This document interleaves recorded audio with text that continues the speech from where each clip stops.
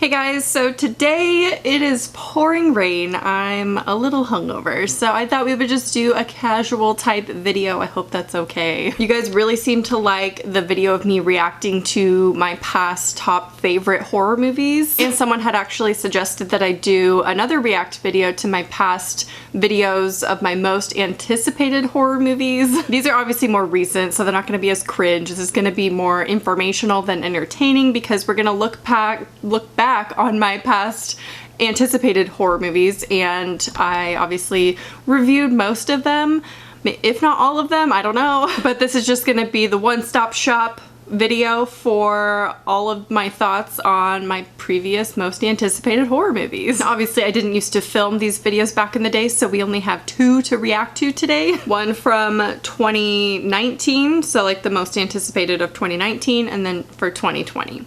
Which I don't know how sad that video is gonna be. Okay, most anticipated horror movies 2019. I posted this January of 2019, so. The first movie on my list is Three from Hell, which is a Rob Zombie film. It's actually the third in the trilogy, I guess you would call it, of House of a Thousand Corpses and Devil's Reject. I did go see this in theaters, and did I review it? I honestly don't remember. I'm not probably gonna remember a lot. My memory is really bad. Any like actual reviews I will link down below though. I actually really enjoyed Three from Hell in theaters. I only saw it the one time, but I thought it was a fun movie. It is, of course, in Rob Zombie's taste, so it's not going to be for everyone. I do enjoy his movies. They are obviously very gritty, over the top.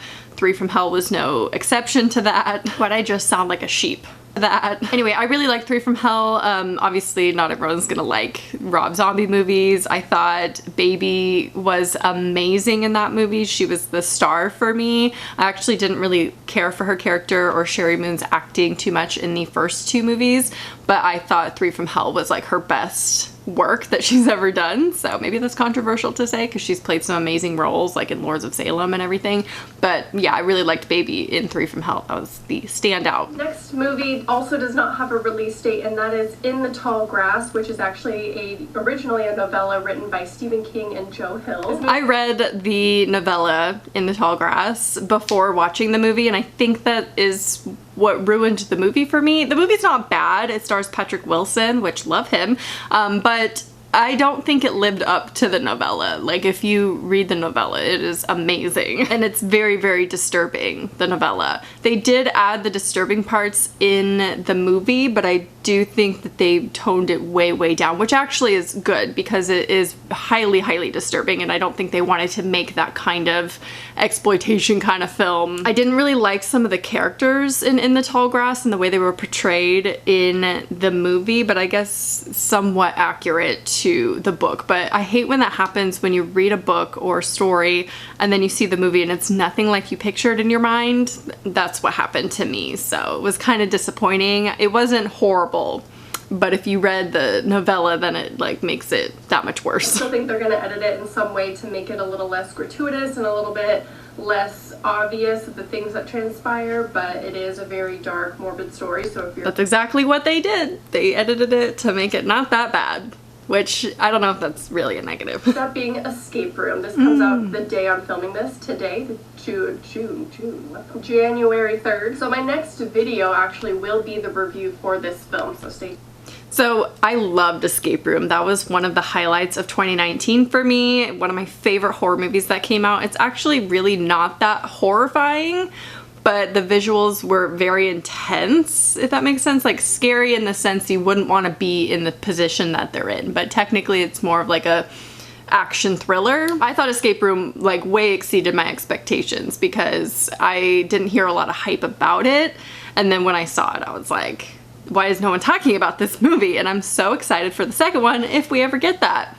Who knows in today's world, right? The next movie is a Jake Gyllenhaal, Toni Collette Netflix film. It's going to be straight to Netflix. Comes out on February 1st, and that is Velvet Buzzsaw. There isn't a lot of information on this movie. It is listed as a horror thriller, so we shall see. We did see. This is the perfect example of a movie that is 100% completely ruined by their trailer. And I'm actually going to be doing a whole video called Horror Movies Ruined by Their Trailers. So if you have any examples for that, please please leave it down below. Velvet Buzzsaw, definitely one of them. That movie was so terrible. They put every single death scene, almost every single death scene in the trailer, and all the best parts of the movie in the trailer, and that's why it made me mad. If you didn't watch the trailer, maybe you enjoyed Velvet Buzzsaw. If you watched it though, unfortunately, it like ruined the whole movie for me. It spoiled a lot of things in the trailer, and I know that's why people avoid trailers. I'm not one of those people. I can't do it. And it just bums me out because I love Jake Gyllenhaal, obviously, and Toni Collette, obviously. So to see them just be in such a bad movie was so heartbreaking and disappointing. We can't lose in this situation. Oh, we shall see. We can. The next movie I am very excited about, and based on the feedback after the trailer was released, it looks like everyone else is excited too. And that is the movie Us. This comes out March. Obviously, I liked Us. I reviewed it. I'll link the video. I do have a different opinion though. I think I had said in my original review that I liked it more than Get Out, or possibly more. I think I was on the fence with that. I do not like it more than Get Out. I think Get Out is like it's such an amazing movie and I'm obsessed with that movie. But Us is very, very enjoyable. I do love the political statement in Us, and I like how it was executed. I think Jordan Peele did it really, really well. A lot of subtleties in that movie that were just so good. Next up, we have none other than Pet Sematary. This comes out on April 5th. Obviously, this is a remake of the original Pet Sematary, which was actually the first horror film I ever watched, guys. It was also the first Stephen King book that I have ever read, so this movie is very sentimental to me. Some are complaining that it doesn't need a remake, like some would argue it didn't need a remake. I beg to differ because I think the new It is much better than the original It. I know that's like a controversial opinion, Still but agree. It's true. I'm most excited to see the story on the big screen. Whether it flops or fails or succeeds or is really good is here nor there for me. I know that's like kind of... It's a weird opinion. It was here nor there. It's just, I know I'm gonna like it. I'm a little bit biased with this movie and the story. I'm very connected with it, and it's a sentimental thing for me. So obviously it's one of my most anticipated. I know I'm gonna like it, is what I said. It's so funny how optimistic I am in the beginning of the year when we're like anticipating horror movies coming out, and then afterwards I'm just so let down. You know, I have learned to curb my expectations a little bit better though, so I'm working on that. Yes, Pet Sematary was terrible. I didn't like the changes that they made in it. Obviously, I'm a little biased because I am so in love with the original story of Pet Sematary, both the book and the movie. So I don't know why I thought I would like it no matter what. You guys would appreciate my pants. Thank you. Next up, we have Curse of La Llorona, which comes out April 19th. La Llorona. Based on a I learned how to say La Llorona after filming this video, so thank you for educating me. La Llorona. I did not grow up hearing this, obviously, so I didn't even know about it until this movie. So I'd love for any of you... Yeah, so I did get a lot of comments on my review of The Curse of La Llorona that it was pretty whitewashed, and that was kind of expected with the main character being a white woman. But as a movie, I actually didn't hate this as much as I thought I did. However, in hindsight, I don't love it as much as I maybe did when I saw it in the theaters. I think I gave it a positive review, but yeah, it's not like my favorite movie of the year, and definitely not my favorite movie in the Conjuring universe, because it was within the Conjuring universe. Next up, we have Brightburn, which comes out May 24th, and this I'm so excited about because we are finally getting a superhero horror movie. The movie is basically Superman meets horror. Now, Allegedly. Now, personally, not a fan of this movie. I think they did the trope where they showed one of the best parts of the movie too much in all of their marketing and all the trailers. They showed the same exact thing. So when I actually went to see the movie, wasn't excited about the whole scene that I had already seen. But also, I just wasn't a huge fan of Brightburn. Some of the plot, just like the way the characters reacted in certain situations didn't make sense to me. It didn't feel realistic. It didn't feel like real people to me. And it was very disappointing because I was so excited. I just wanted it to be darker. You know, I know it had some horror elements to it, but the concept, it could have pushed it so much farther in my opinion. So I wasn't a big fan of Brightburn at all. It's probably the one that I'm most excited about. However, I have the most fear in me of I know what this one is. So poorly. So fingers crossed this turns out to be super good, but scary stories to tell in the dark. Little did I know then that I would be hosting a whole event, an early screening of Scary Stories. one of my favorite memories of all time because I loved that movie. It was nerve-wracking though because I hadn't seen the movie, and I was like doing a little introduction and presenting the movie to some of you guys, and I loved that we all got to watch a horror movie together. One of my favorite memories of being a horror YouTuber. So Scary Stories wasn't everything I wanted it to be, I think, but it was, I think, genuinely scary, at least for me, to see the monsters from the beloved books on screen. I think they did it so well because they used a lot of practical effects, using the actors' actual abilities of contortion and things like that, and building suits like the Pale Woman was real, so I loved that aspect of the movie. Overall, I think the story was a little disappointing because it could have easily been more anthology style, which I would have liked better, and they didn't stay true to like the Toe story as much. Like they changed that up a little bit to include the woman. So they changed some things up, and wasn't a huge fan of that, and the story was just okay, although I did like that it was like a teen horror kind of, not kind of, it was a teen horror, but I think they could have made it even scarier and pushed it a little bit more and included more stories and things. So, but I am excited for the sequel. That one is being made, so fingers crossed that one is at least just as good as the first. We have our savior Guillermo del Toro as the producer, who is, and I think this goes without saying that it's everyone's most anticipated horror of 2019, and that is It Chapter 2. This comes out September 6th, and I think it's safe to say that this probably won't disappoint current It fans. For those of us who really enjoyed the first part of It, didn't disappoint me. I know it disappointed a lot of you. I don't think It Chapter 2 lived up to the first one as much as people wanted it to. I personally still loved it so much. I thought the horror was there. People didn't like the CG aspects in it, and normally I'm with you on that, but I really enjoyed the CG in this movie. I didn't think it was that bad, or I don't know, it was obvious, but it wasn't like too terrible in my opinion. Did Midsommar not come out in 2019? It came out in 2019, right? Why didn't I say Midsommar? Was it not announced in January? I'm confused because Midsommar was one of the best. Okay, let's move on to the most sad and heartbreaking video that we're gonna watch today. My most anticipated horror of 2020. You know, at least I went to the theater 13 times before mandated lockdown. I think that's one of the hardest parts about lockdown, to be honest, in quarantine, is not being able to go to the movie theaters. And I know that sounds like such a complaint and like a privileged complaint, given that people are actually struggling and not having work or money or anything like that.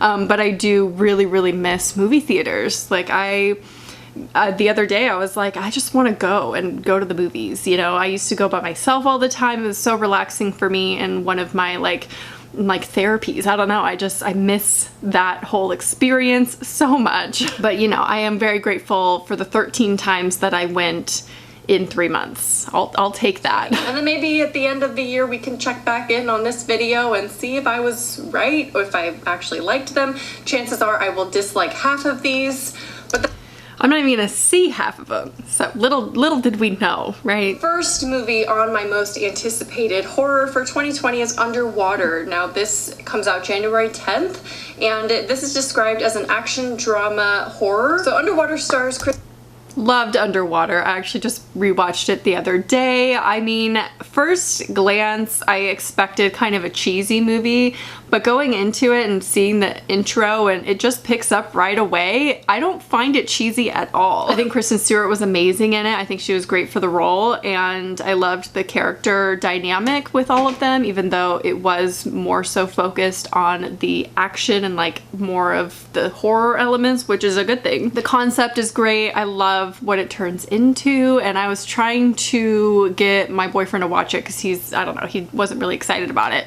and I was like, but just wait, like it turns into something really cool, and I couldn't tell him about the ending, which I'm not going to tell you either in case you haven't seen it, because the reveal is just, it's phenomenal. So I don't want to spoil anything, but there is a twist in it, obviously. So yeah, I love Underwater. I think it was 10 times better with the ending, which is actually rare for me to say about a modern horror movie. So it's just what happens, I guess, in horror nowadays, is just putting so much into the trailer that we end up being disappointed when we see the actual movie because we've already seen the monster, creature, whatever horror element is in the movie. ironic because I was so disappointed when I saw the trailer for Underwater because I thought they were showing everything and they did not. You can watch the trailer and not be spoiled with the movie and not have seen everything, which I actually really enjoyed. But first glance, the trailer made me less excited because I was like anticipating that I had already seen everything, but I didn't. So next on my list is The Turning. This comes out January 24th and is described as a drama horror mystery. This movie, of course, is based on the classic tale The Turning of the Screw. So it stars Finn Wolfhard and Mackenzie Davis, and I was excited for that movie, although, I mean, I don't know. The trailers made it look better than it was. It was a weird movie with such a bad ending. Like, I really should do a video on horror movies ruined by their endings as well, because that's one. I wasn't like so hyped about this. I think I went in with just kind of an open mind about the movie. I wasn't so excited about it, but I was still let down and disappointed when I walked out of the theater. I was like, what was that? Like,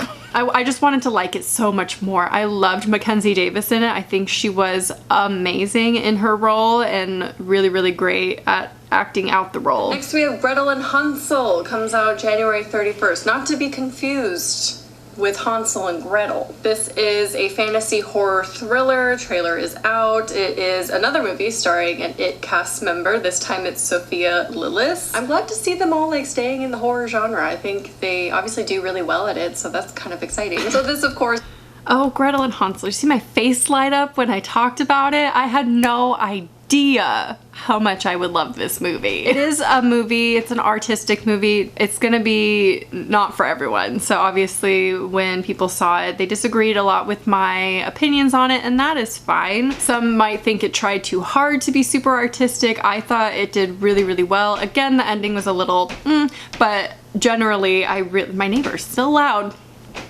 I didn't think that I'd like it like that much, and my review was controversial. I'm still getting comments to this day about feminist garbage and things like that, and it's just not that. I kind of wish I didn't kill my review with the rant that I did at the beginning about Gretel and Hansel, but I just couldn't handle the reviews. Obviously some of them probably trolls. That was my bad for including the rant. I shouldn't have. Anyway, obviously obsessed with Gretel and Hansel, one of my favorite movies of all time now. It's beautiful. Next we have The Lodge, which comes out February 7th, and this is a drama horror thriller. Another IT actor, Jaden Martell, who of course plays Bill. The Lodge. This was a very heavy movie for me. I saw it by myself and I just felt very sad. Like, just so heavy after watching this, and I had no one to talk about it with. I still don't know if I like it or not because I don't know that I would rewatch it. It was done really well.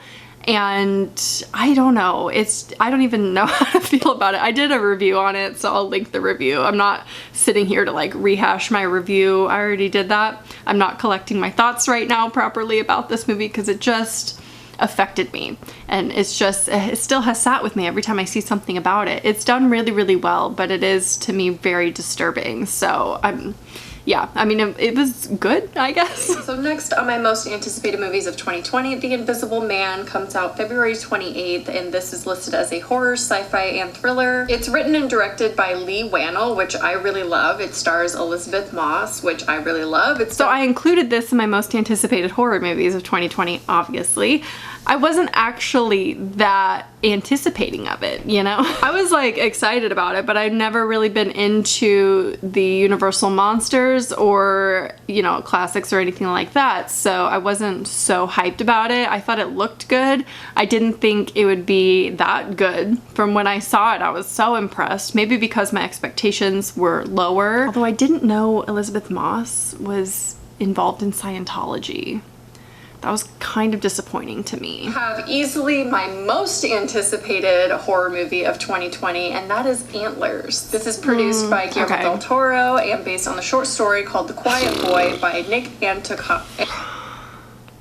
Should we even watch the rest of the video? Like, honestly, I haven't seen any of them, so. You could go watch the rest of the video if you want to know what other movies I was excited about, but obviously every single horror movie for 2020 as of right now has been pushed back So we're not even getting them video on demand, which I understand because they would lose out on a lot of money. People would torrent it and find it and spread it without paying for it. Obviously, I would pay theater prices. I'd pay more than theater prices to view it at home. But Antlers, I was so excited for that movie. It looked really good. Invisible Man was the last movie that I got to see in theaters. Actually, no, The Hunt was the last movie I saw in theaters. So I don't know if this video was entertaining, just reacting to past anticipated horror movies, but there you go. There are my just, you know, thoughts, brief thoughts about each movie and what I was looking forward to and my disappointments for most of them. So I guess let me know your most anticipated horror movies coming out, maybe next year. Hopefully we can